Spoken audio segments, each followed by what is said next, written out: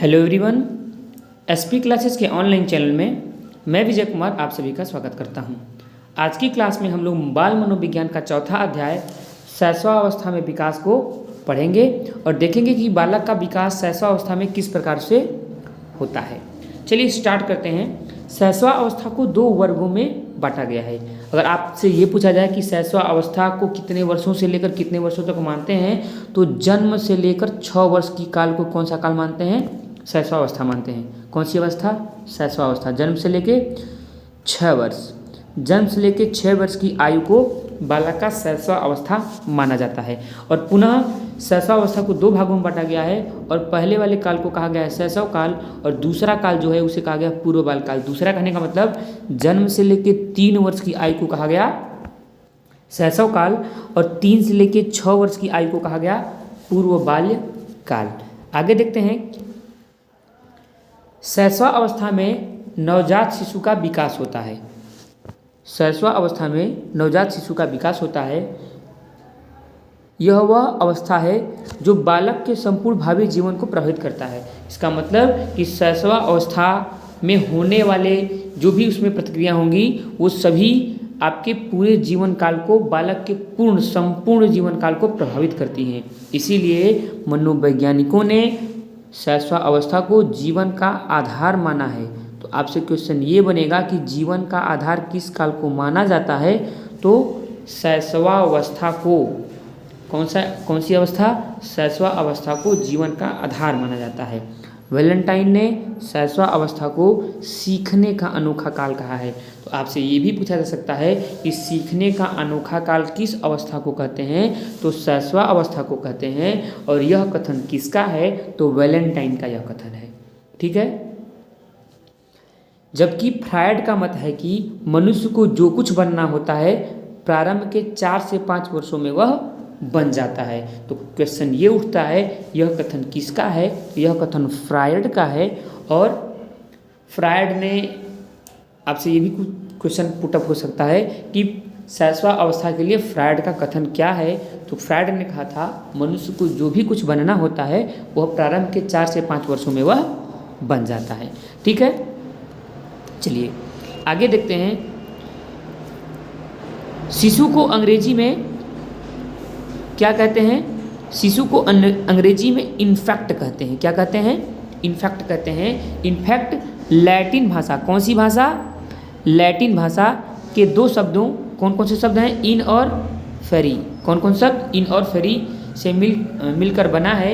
इन का अर्थ होता है नहीं और फेरी का अर्थ होता है बोलना। इस प्रकार इन्फेक्ट का अर्थ हुआ बोलने में अयोग्य। शिशु क्या है? बोलने में अयोग्य है। तो आपसे क्वेश्चन पुटअप हो सकता है। कौन सा क्वेश्चन? कि शिशु को अंग्रेजी भाषा के किस शब्द से लिया? इनफैक्ट अंग्रेजी में क्या कहते हैं? तो इनफैक्ट कहते हैं। और किस भाषा से लिया गया है? तो लैटिन भाषा से लिया गया है। ठीक है। और इनफैक्ट का जो अर्थ होता है वो होता है बोलने में अयोग्य। चलिए आगे देखते हैं।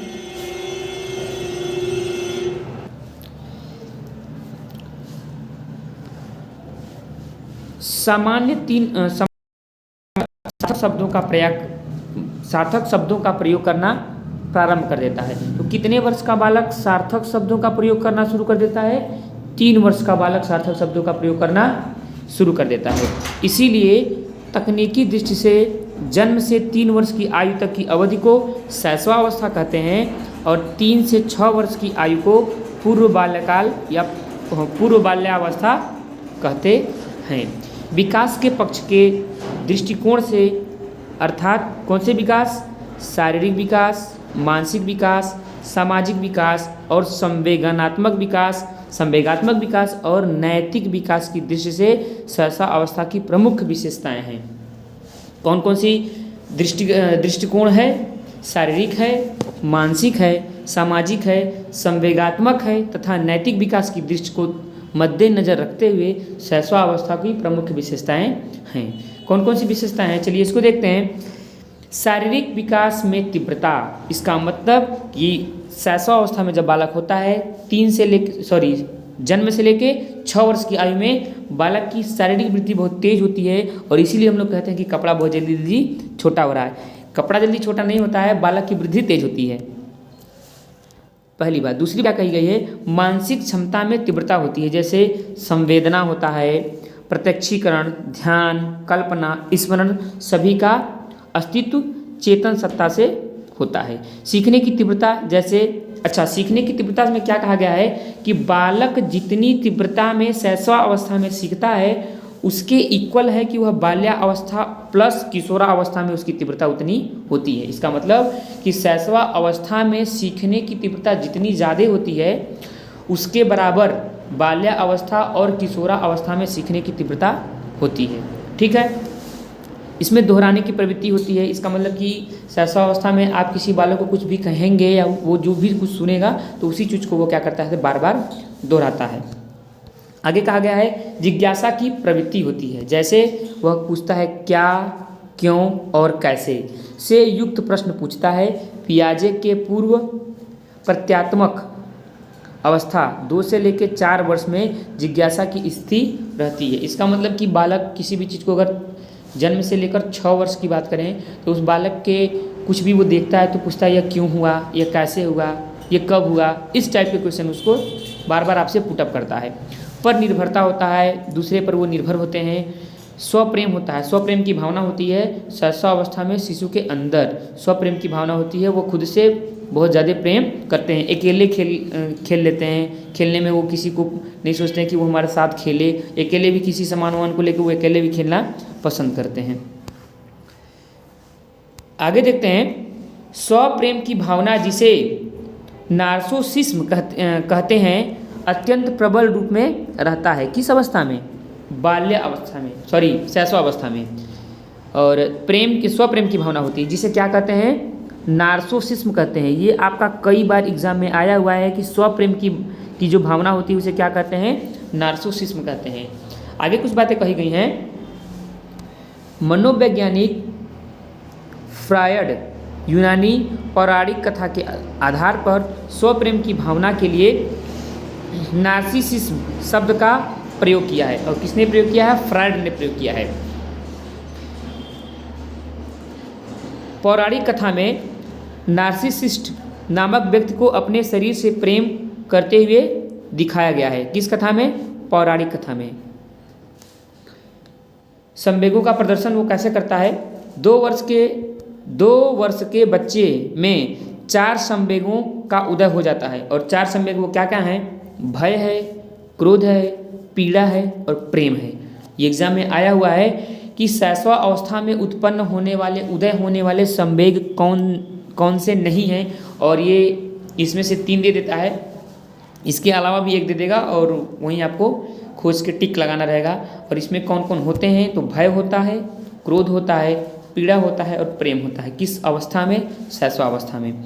जबकि भारतीय मनोवैज्ञानिक संपूर्ण जीवन काल में 2 संवेगों का ही अस्तित्व बताते हैं। और कौन कौन सा संवेग का अस्तित्व बताते हैं? कौन से भारतीय मनोवैज्ञानिक? राग का और द्वेष का। अगली बात है सामाजिक भावना का विकास के बारे में क्या बताया गया है। प्रारंभ में शिशु में सामाजिक भावना का अभाव रहता है, वह अकेले ही खेलना चाहता है।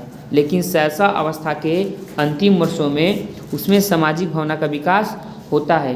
पियाजे भी आंतप्रज्ञ काल 4 से लेकर 7 वर्ष में सामाजिकता की बात करते हैं।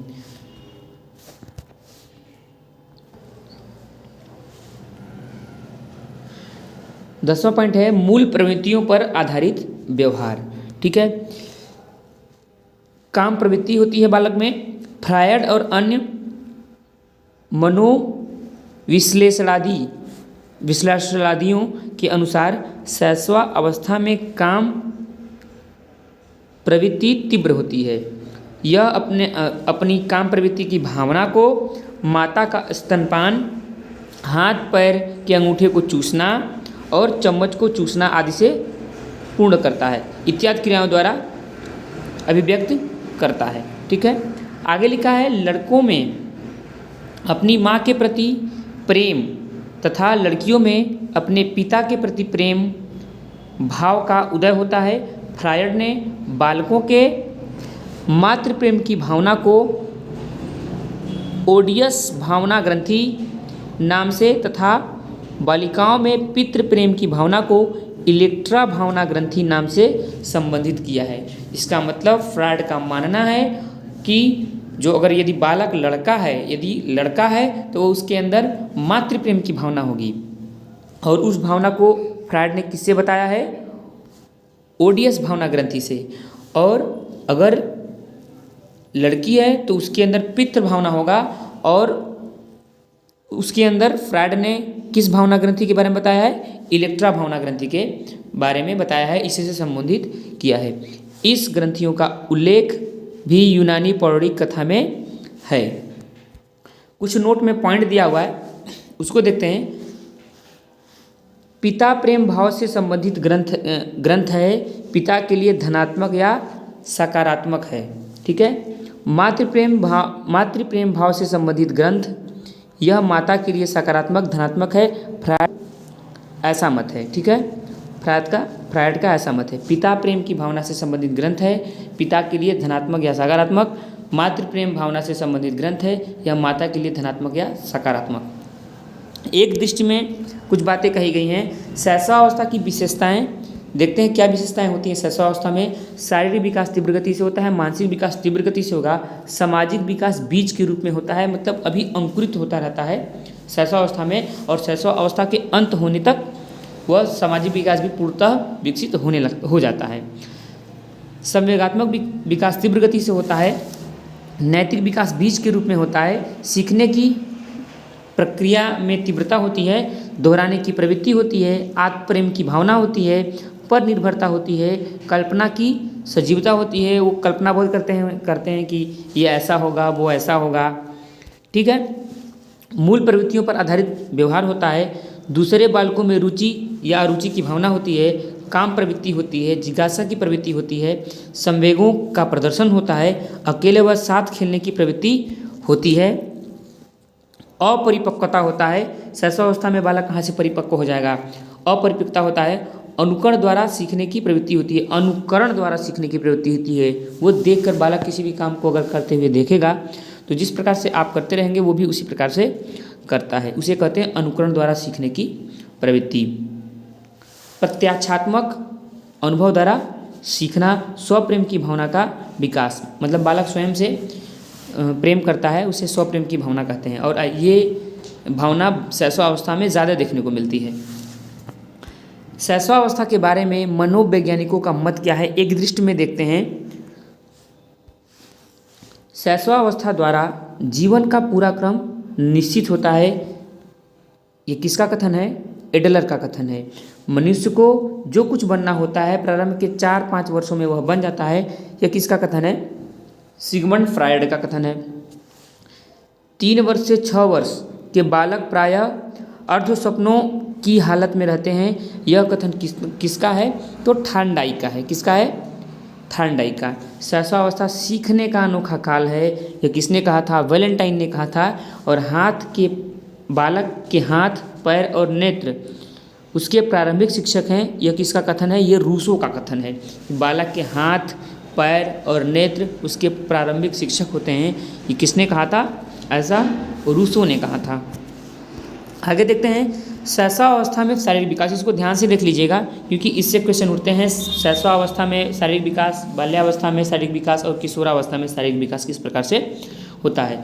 शैशवावस्था में विशेषकर जन्म से लेकर 3 वर्ष की उम्र तक शारीरिक विकास की गति अत्यंत तीव्र होती है। बालक की लंबाई की बात करेंगे। जन्म के समय शिशु की औसतन लंबाई जो होती है, शिशु की औसतन लंबाई कितनी होती है? 51 सेंटीमीटर। बालक के जन्म के समय बालिकाओं से 1/2 सेंटीमीटर अधिक लंबे होते हैं। जो बालक होते हैं बालिकाओं से आधे सेंटीमीटर क्या होते हैं? जन्म के समय लंबे होते हैं। शैशवावस्था की संपूर्ण अवधि में बालकों की लंबाई बालिकाओं की लंबाई से अधिक रहती है। प्रथम वर्ष में शिशु की औसत लंबाई 73 सेंटीमीटर होती है। कितनी? 73 सेंटीमीटर। भार के बारे में बात करेंगे। जन्म से लेकर संपूर्ण शैशवावस्था के दौरान बालक का भार बालिकाओं के भार से अधिक होता है। यदि लड़के का जन्म होता है तो उसका भार अधिक होगा एज कम्पेयर टू लड़की। नोट में लिखा हुआ है बात, नवजात शिशु का भार लगभग 3 किलोग्राम का होता है और यह माना भी जाता है कि अगर बच्चा 3 किलो का जन्म लिया है तो वह स्वस्थ होगा। मस्तिष्क के बारे में बात करेंगे। नवजात शिशु का सिर उसके शरीर की अपेक्षा बड़ा होता है। बिल्कुल, जब बच्चे का जन्म होता है तो बच्चे का जो सिर होता है वो शरीर के मतलब की तुलना में क्या होता है, बड़ा होता है। जन्म के समय सिर की लंबाई कुल शरीर की लंबाई की 1/4 होती है। 1/4 पार्ट होता है किसके, शरीर के, किसका, मस्तिष्क का। जन्म के समय मस्तिष्क का जो भार होता है कितना होता है, 350 ग्राम का होता है। 6 वर्ष की अवस्था में बढ़ते बढ़ते मस्तिष्क का भार 1 किलो और 250 ग्राम हो जाता है। ठीक है, ये पॉइंट बहुत ही इंपॉर्टेंट है कि जन्म के समय मस्तिष्क का भार कितना होता है और 6 वर्षों बाद भार कितना हो जाता है मस्तिष्क का, 1 किलोग्राम और 250 ग्राम। ठीक है, जो कि प्रौढ़ व्यक्ति के मस्तिष्क के भार का लगभग कितना है, 90% हो जाता है। इसका मतलब कि मनुष्य के बालक के मस्तिष्क का भार जितना होना चाहिए वह उसका 90% भाग शैशवावस्था में हो जाता है 6 वर्षों तक। 6 वर्ष तक जब तक बालक होगा 1 किलो 250 ग्राम का उसका मस्तिष्क का भार हो जाएगा। नवजात शिशु में हड्डियों की संख्या कितनी होती है, 270 होती हैं। हड्डियों में कैल्शियम, फास्फोरस, विटामिन और खनिज तत्व पाए जाते हैं।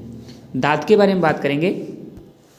दांत के बारे में, जन्म के समय शिशु के दांत नहीं होते हैं। लगभग 6 माह में दूध की अस्थायी दांत निकलते हैं। 1 वर्ष में दूध के सभी 20 दांत निकल जाते हैं। 6 वर्ष की अवस्था में 1 या 2 अस्थायी दांत निकल जाते हैं। जन्म के समय शिशु की धड़कन अनियमित होती है, मतलब कि जो हम लोग कहते हैं कि 1 मिनट में 72 बार धड़कता है, वह जन्म के समय बालक का कितनी बार धड़कता है, यह अनियमित है, कितनी बार भी धड़क सकता है। एक परीक्षा उपयोगी कुछ बातें हैं उसको देखते हैं। शैशवावस्था में प्रथम 3 वर्षों में शिशु का शारीरिक विकास अति तीव्र गति से होता है। शैशवावस्था को बालक का निर्माण काल भी कहते हैं और फ्रायड ने कहा भी था कि बालक को जो भी कुछ बनना होता है प्रारंभ के 4 से 5 वर्षों में वह बन जाता है। जन्म के 20 दिन बाद त्वचा का रंग स्थायी होने लगता है। 15 दिन बाद मतलब कि बच्चे का जन्म जब भी होता है तो 15 दिन बाद वो क्या होता है, उसके जो त्वचा का रंग होता है, स्किन का जो कलर होता है वह स्टेबल होने लगता है। गेसल का कथन है कि बालक प्रथम 6 वर्ष के बाद के 12 वर्ष से दोगुना सीख लेता है। इसका मतलब गेसल ने कहा था कि बालक प्रथम 6 वर्ष में बाद के 12 वर्ष से दूना सीख लेता है। इसका मतलब कि बालक 6 वर्ष में जितना सीखेगा आने वाले 12 सालों में उससे आधा ही सीख पाएगा, मतलब वो 2 गुना सीख लेता है। अगला पॉइंट है, जब शिशु को क्रोध आता है तो वह क्रोध को क्रिया या वाणी द्वारा अभिव्यक्त करता है। जन्म के समय शिशु में उत्तेजना संवेग के रूप में रहता है, लेकिन बाल मनोवैज्ञानिकों का मत है कि शिशु के मुख्यतः 4 संवेगों का अस्तित्व रहता है। कौन कौन सा? प्रेम होता है, भय होता है, पीड़ा होता है और क्रोध होता है। इसके पिछले भी ये चारों डिस्कस किए जा चुके हैं। शिशु में पहले अकेले खेलने की प्रवृत्ति पाई जाती है। शिशु के साथ हमेशा सकारात्मक अवधारणा रखनी चाहिए, जैसे प्रेम, जैसे शिष्टता, जैसे नैतिकता, सहानुभूति जैसे व्यवहार करने चाहिए। क्यों? क्योंकि उसमें दोहराने की प्रवृत्ति होती है।